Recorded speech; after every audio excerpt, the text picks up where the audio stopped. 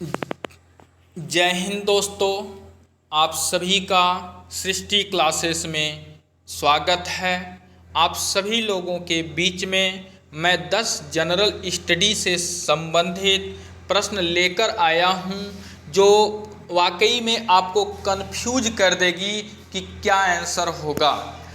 यह बहुत ही इम्पॉर्टेंट प्रश्न है, तो मैं आपसे निवेदन करूंगा कि आप सभी लोग कॉपी और कलम लेकर बैठ जाएं और इन प्रश्नों के उत्तर देने की कोशिश करें कि आप इन 10 प्रश्नों में कितने प्रश्न का आंसर दे पाते हैं। और यदि आप उस प्रश्न का आंसर नहीं दे पाते हैं तो जो बताया जाए उसे आप नोट कर लें। निश्चित तौर पे आने वाले कल में कंपटीशन में और साथ ही साथ आपके एजुकेशन में प्रगति का एक हिस्सा बनेगा। तो आइए हम प्रश्नों को स्टार्ट करते हैं। आपके स्क्रीन पे पहला प्रश्न दिख रहा होगा कि प्रीपोजिशन कितने प्रकार के होते हैं। ऑप्शन ए है 4, ऑप्शन बी है सेकेंड, ऑप्शन सी है फर्स्ट, ऑप्शन डी है 3। हर प्रश्न पे आपको 5 सेकंड का कम से कम टाइम दिया जाएगा। उस 5 सेकंड में आपको उत्तर देना है और वो भी ईमानदारी से। चलिए, आपका समय स्टार्ट होता है। मैं बता दूं, इसका जो ऑप्शन होगा वह डी सही होगा। 3 प्रीपोजिशन कितने प्रकार के होते हैं? तो 3 प्रकार के होते हैं। Simple preposition, complex compound preposition and phrase preposition. Okay, अगला प्रश्न देखते हैं। अर्थ के अनुसार, ध्यान दीजिएगा, पूछा गया कि अर्थ के अनुसार सेंटेंस कितने प्रकार के होते हैं। Option A 4, option B 5, option C 3, option D 2। इसमें कौन सही है आप जल्द बताएं।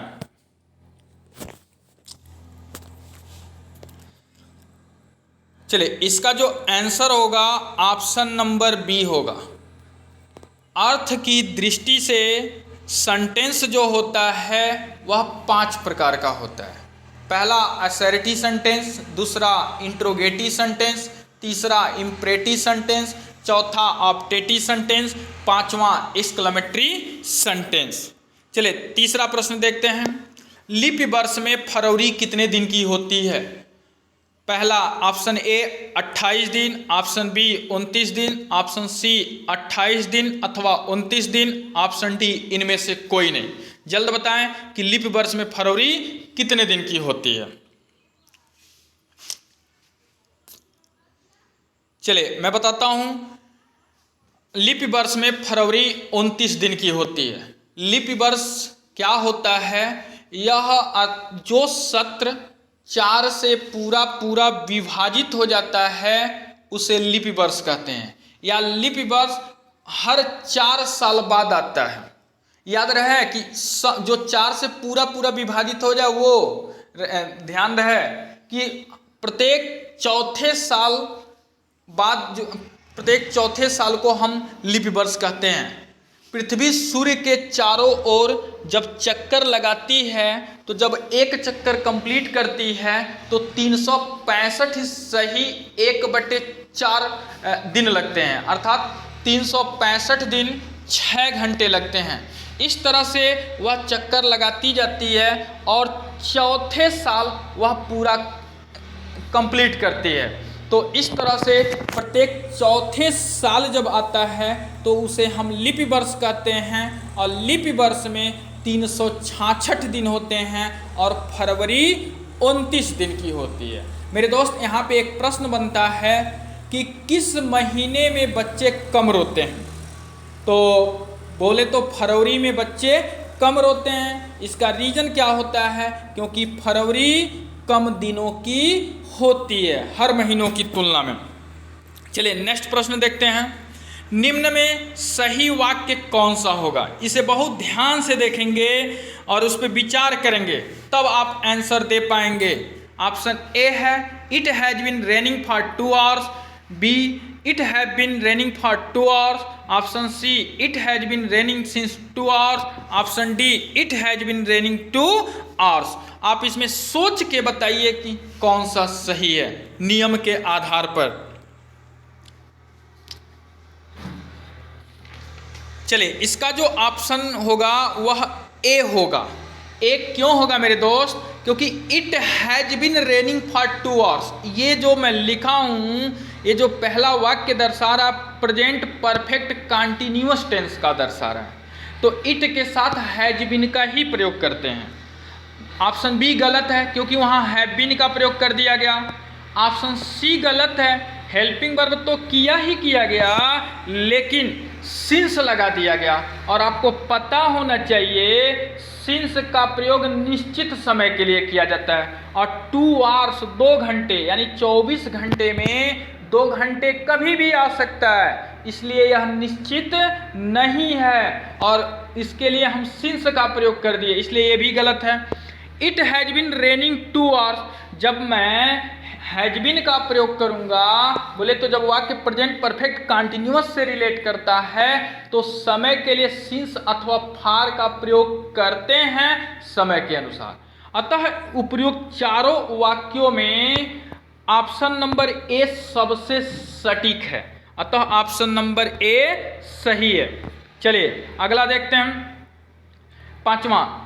देखिए इसमें 2 शर्त है। पहला, नाउन प्लस यस या ईएस जोड़ने पे, यानी नाउन में यदि हम यस या ईएस जोड़ते हैं तो वह प्लूरल बन जाता है। मीन्स कहने का मतलब सवाल समझिए, बोले तो प्रश्न है।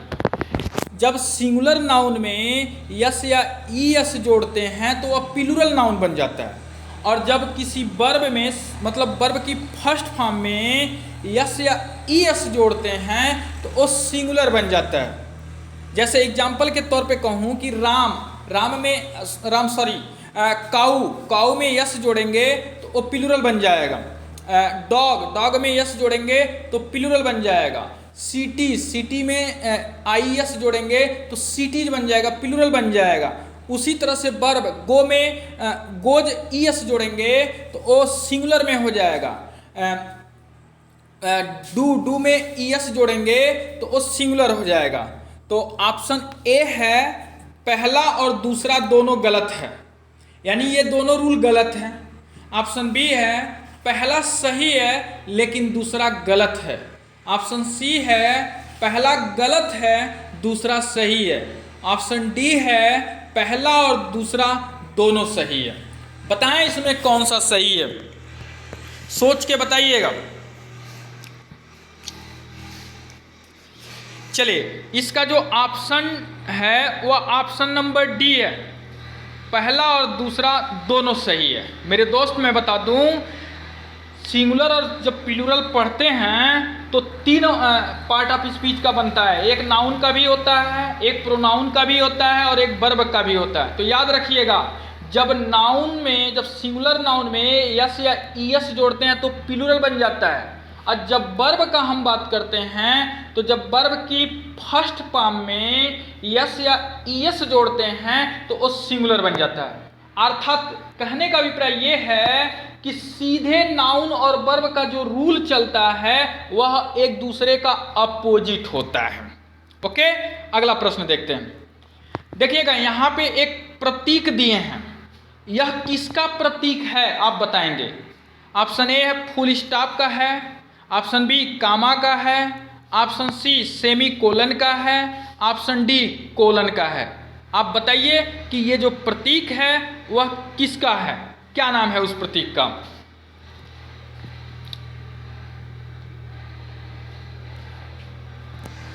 चलिए मैं बताता हूं, ये जो है ऑप्शन नंबर सी सही होगा, ये सेमी कोलन का प्रतीक है।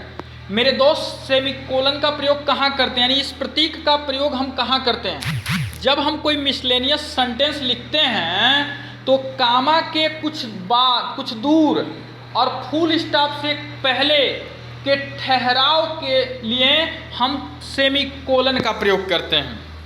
चलिए अगला प्रश्न देखते हैं। ये तो बहुत सारे लोग क्रिकेट खेलते होंगे, आइए देखते हैं कि इसको कितने लोग बता पाते हैं। क्रिकेट में 1983 का विश्व कप जो हुआ था वो किस देश ने जीता था, अर्थात क्रिकेट में 1983 का विश्व कप किस देश ने जीता था। तो A England, B Australia, C Pakistan, D Bharat. आप बताएं किस देश ने 1983 में विश्व कप चैंपियन हुआ था।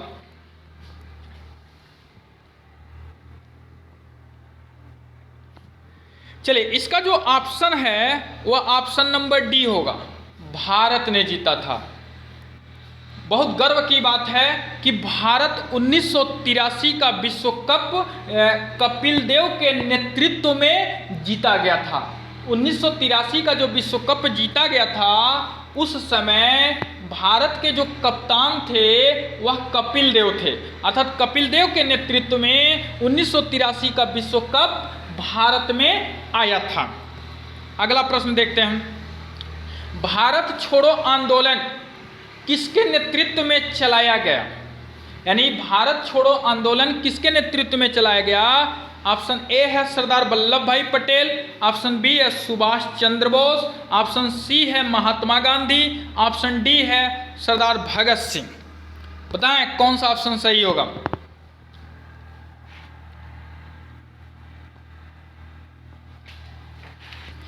चलिए मैं बताता हूं, इसका ऑप्शन सी सही होगा, महात्मा गांधी।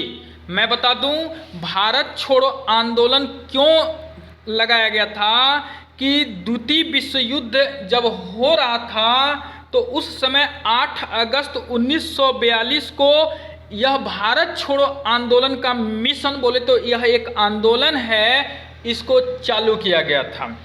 इसका मुख्य कारण ये था कि जो ब्रिटिश साम्राज्य था उसको समाप्त करना था, अर्थात जो भारत पर ब्रिटिश शासन कर रही थी और उस शासन को खत्म करने के लिए महात्मा गांधी के नेतृत्व में भारत छोड़ो आंदोलन चलाया गया था, जिसमें देश के बहुत से क्रांतिकारी भाग लिए थे। क्योंकि ये जितना भी ऑप्शन है सब लिए थे, लेकिन नेतृत्व कौन था बोले तो अगुवा कौन थे उसके? तो महात्मा गांधी थे। अगला प्रश्न, भारत की प्रथम महिला आईएएस ऑफिसर कौन थी? ध्यान दीजिएगा, प्रश्न को देखिए, भारत की प्रथम महिला आईएएस ऑफिसर कौन थी? तो ऑप्शन ए है किरण बेदी, ऑप्शन बी है सृष्टि देशमुख, ऑप्शन सी है अन्ना रजम मल्होत्रा, ऑप्शन डी ए और सी दोनों सही है। बताएं कौन सा सही है? बड़ी सूझबूझ के साथ देंगे आंसर। चलिए, इसका जो आंसर है ऑप्शन नंबर सी होगा, अन्ना रजम मल्होत्रा। यह एक ऐसी भारत की प्रथम महिला है जो आईएएस ऑफिसर हुई थी। देखिए, आईपीएस की बात नहीं किया गया, आईएएस की बात किया गया। यदि आईपीएस की जब बात की जाएगी तो किरण बेदी थी। IAS Indian administration of service होता है और IPS Indian police of service होता है। तो अन्ना रजम मल्होत्रा जो थी वो भारत की प्रथम महिला आईएएस ऑफिसर थी। और मैं बता दूं, यह एक ऐसी महिला हैं, प्रथम महिला हैं जो सचिवालय में पहले पद पर कार्य की हैं। मतलब पहली महिला है जो सचिवालय में काम की हैं, मतलब पहली महिला। उसके बाद किरण बेदी वह आईपीएस अधिकारी थी। सृष्टि जो देशमुख इस समय वर्तमान में 2019 बैच की, वह 2018 बैच की आईएएस अधिकारी हैं। तो अतः इन सब ऑप्शन से यह निष्कर्ष निकलता है कि अन्ना रजम मल्होत्रा भारत की पहली महिला ऑफिसर अधिकारी थी। चलिए अगला प्रश्न देखते हैं, भारत में कौन कौन सी सेना है? यानी देश, आपको पता है कि देश को सुरक्षित रखने के लिए सेना का बहुत बड़ा योगदान है, और कौन कौन सी सेना भारत में है आपको बताना है। ऑप्शन ए है भारतीय जल सेना, जिसे हम इंडियन नेवी बोलते हैं, भारतीय थल सेना जिसे हम इंडियन आर्मी बोलते हैं, भारतीय वायुसेना जिसे हम इंडियन एयरफोर्स बोलते हैं, ऑप्शन डी है उपयुक्त सभी ऑल ऑफ दीज। बताएं कि इसमें से कौन सा ऑप्शन सही होगा, सोच के बताएंगे। चलिए, इसका जो ऑप्शन डी सही होगा, उपयुक्त सभी। बिल्कुल, भारत में 3 सेना है, थल सेना, जल सेना, वायु सेना। अब उसके अंतर्गत फोर्स के नाम को डिवाइजेशन किया गया है। तो भारत में 3 सेना है, जल सेना, थल सेना और वायु सेना। तो अतः जो ऑप्शन नंबर डी दिया गया है उपर्युक्त सभी, अतः उपर्युक्त सभी पे क्या कर देंगे, ट्रिक लगा देंगे। इस तरह से मेरे दोस्त मैं बता दूं